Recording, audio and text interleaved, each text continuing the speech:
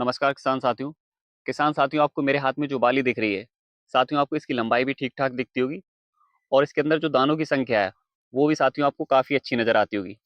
लेकिन दोस्तों जैसे ही हम इस बाली को नुकाते हैं, इस बाली को तोड़ कर देखते हैं, तो इसके अंदर जो दाने हैं, पूरी बाली के अंदर आपको कोई भी दाना नज़र नहीं आता होगा। साथियों अगर आपको वीडियो में साफ दिखता हो, मैं आपको दिखाने की कोशिश कर रहा हूँ कि पूरी बाली के अंदर कोई एक भी दाना नहीं है। अब साथियों आप खुद अंदाज़ा लगा सकते हैं कि जिस फसल के अंदर हमारे जिस भी किसान भाई की फसल के अंदर इस तरीके की अगर 10% बालियाँ आ गई या फिर 15% बालियाँ आ गई या फिर 20% बालियाँ आ गई, तो उनकी फसल की जो पैदावार है वो सीधे-सीधे 10%, 15% या 20% जितनी भी बालियाँ ऐसी होंगी, उतने परसेंटेज में कम हो जाएगी। और साथियों जिन भी खेतों में ये परेशानी है, जिन भी खेतों में ये प्रॉब्लम है, उसको अगर समय से कंट्रोल नहीं किया गया, तो उन फसल की जो पैदावार है वो 30%, 40% या फिर 50% इस तरीके से साथियों पैदावार कम हो सकती है। तो आपको इस चीज़ का बहुत ही ज़्यादा ध्यान रखना है, कहीं आपकी फसल के अंदर ये प्रॉब्लम ना हो जाए, ये समस्या ना आ जाए। साथियों इस वीडियो के माध्यम से मैं इस समस्या के बारे में आपको डिटेल से बताने की कोशिश करूंगा कि आखिर इस बाली के अंदर बाली ठीक होने के बाद भी दाने क्यों नहीं आए, फसल के अंदर आखिर क्या कमी रह गई और अगर आपकी फसल के अंदर ये समस्या है तो उसको आप किस तरीके से कंट्रोल कर सकते हैं, किन दवाओं का इस्तेमाल आपको करना है। साथियों ये सब कुछ इस वीडियो में आपको बताऊंगा। लेकिन साथियों उससे पहले आपसे एक निवेदन है कि हमारे मोटिवेशन के लिए आप इस चैनल को जरूर सब्सक्राइब कर लीजिए। चलिए दोस्तों वीडियो शुरू करते हैं और समझते हैं कि बालियां ठीक होने के बाद भी, बालियों के अंदर दानों की संख्या ठीक होने के बाद भी आखिर इसके अंदर दाना भराई क्यों नहीं हुआ, बाली क्यों सूख गई। तो साथियों इसके कई सारे रीज़न हो सकते हैं, मैं आपको एक एक करके बता रहा हूँ और आप ध्यान रखें कि आपकी फसल के अंदर इनमें से कोई प्रॉब्लम, कोई समस्या या फिर कोई रोग ना हो। सबसे पहली चीज़, अगर आपकी फसल के अंदर तना छेदक कीट लग जाता है, तो आपकी फसल के जो पौधे हैं, उनके तनों के अंदर बैठकर तनों को काटना शुरू कर देगा और पौधा जब तने से कट जाएगा, तो बाली को जो पोषक तत्व चाहिए होंगे, जो भोजन चाहिए होगा, वो नहीं मिल पाएगा और बाली एकदम सूख जाएगी। बाली के अंदर जो दाना भराई का प्रोसेस है, वो हो ही नहीं पाएगा। इसीलिए साथियों अगर आपकी फसल के अंदर तना छेदक कीट का अगर थोड़ा-सा भी प्रकोप है, तो आप उसके लिए उचित दवाओं का इस्तेमाल करें। या फिर अगर आपकी फसल के अंदर तना छेदक कीट नहीं है और आप एकदम सेफ फसल चाहते हैं, आप कोई रिस्क नहीं चाहते, तो अपनी फसल के अंदर जो है इमामेक्टिन बेंजोएट 5 SG इसके 80 ग्राम मात्रा अपने प्रति एकड़ खेत के हिसाब से स्प्रे कर दें।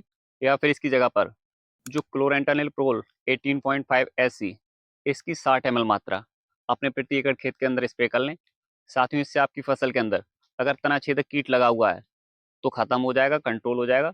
और अगर लगा हुआ नहीं है तो लगभग 15 दिन या फिर 20 दिन आपकी फसल के अंदर तना छेदक कीट लगेगा भी नहीं।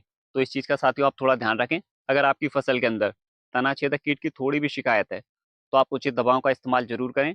इसके अलावा साथियों बालियां सूखने का, यानी कि बालियों के अंदर दाना ना आने का एक और कारण होता है, वो होता है बाली छेदक कीट। साथियों बाली छेदक कीट जो है आपकी फसल की बालियों के अंदर लग जाते हैं और अंदर ही अंदर जो है बालियों को नुकसान पहुंचाते रहते हैं। मैं आपको कुछ लक्षण दिखा रहा हूँ। अगर आपकी फसल के अंदर बालियां किसी एक पार्ट से धीरे धीरे सूखना शुरू हो रही हैं, तो साथियों ये बाली छेदक कीट की वजह से हो सकता है। तो आप उसके लिए जो उचित दवाएं हैं उनका इस्तेमाल करें। या फिर मैंने आपको जो वीडियो में तना छेदक कीट के लिए दवाएं बताई हैं, आप उनका इस्तेमाल कर लें।